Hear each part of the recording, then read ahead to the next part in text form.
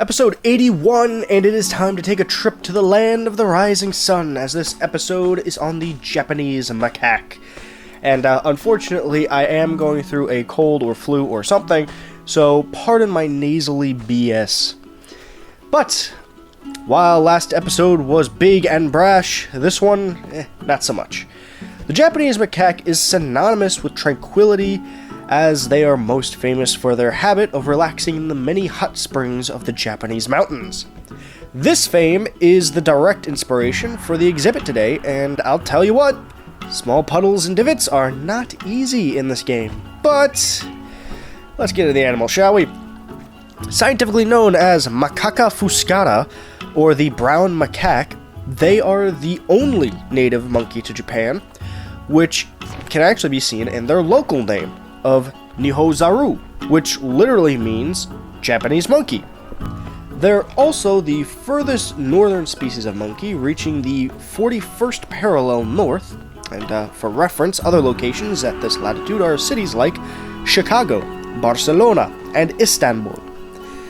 In addition, they usually live in the high mountains of Japan, meaning they are also the most cold-tolerant monkeys in the world, with them being able to survive temperatures as low as -4 degrees Fahrenheit, which led to their other nickname, snow monkeys, which, I'll be honest, sounds a little bit like a slur, so I'm probably not going to be using that one.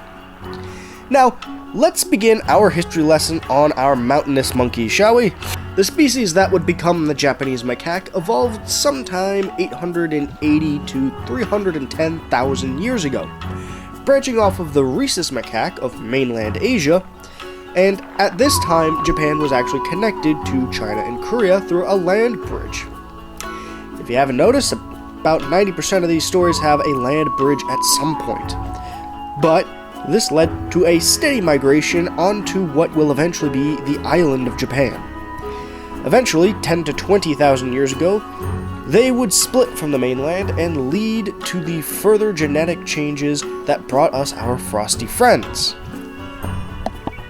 Now, as for the macaca's cultural influence, I am both blessed and cursed. Blessed because, lucky for me, the Japanese have a ton of mythology and stories involving macaque, and cursed because unfortunately I could never get into Japanese culture like I could the Aztec or Celts. So, please bear with me, I am not the weeb you need for this.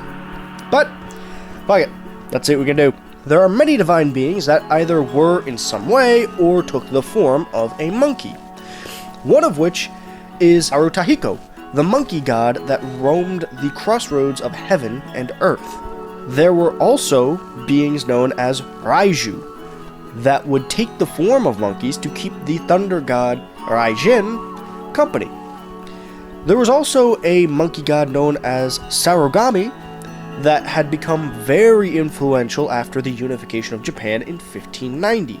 It was so influential that Tokugawa Ieyasu, the first shogun of the famous Tokugawa shogunate, named him as the designated god of peace in the nation. From this designation, monkeys in Japan had been seen as moderators to the Koshin faith.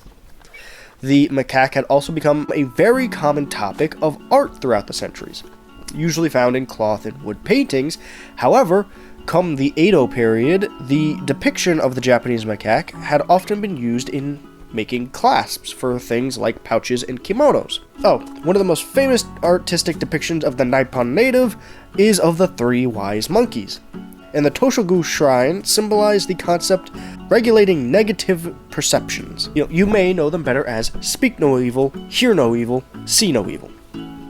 Now, seeing as how I have a little bit of time, let's start working on figuring out what this means. So, speak no evil, or avoid speaking negativity like gossip and lies as a journalist would.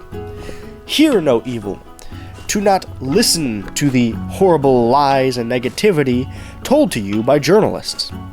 And see no evil. Try not to view those things that bring you abject misery. You know, like the news reports of modern journalism. Remember, kids, journalists aren't people, and they will ruin your life just for views. Now, outside of the spiritual, there are more mortal influences these primates have on Japanese culture. For instance, while many of us in the West may be familiar with the term breeding like rabbits, the Japanese actually hold monkeys to a similar view as something connected with mass repopulation. Wink wink. They're also renowned crop stealers.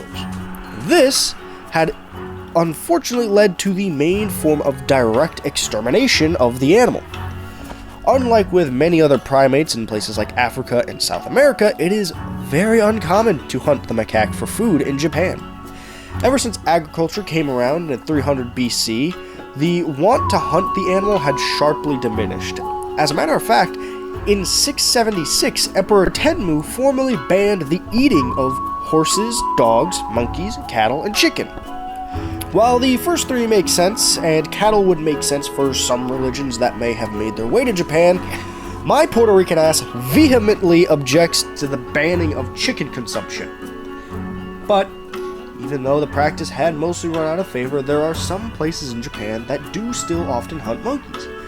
Places like the prefecture of Ishikawa. In addition, there have been many stories that in some way incorporated the monkey. Probably the most famous being the story of Momotaro. And with that is all the information I have for this episode.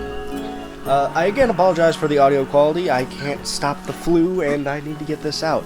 So, I appreciate you all for bearing with me. If there's anything you'd like to add, please feel free to leave it in the comments. Leave a like, sub if you found me interesting. And until next time, go outside, touch grass, hug your loved ones, drink water, and bye-bye.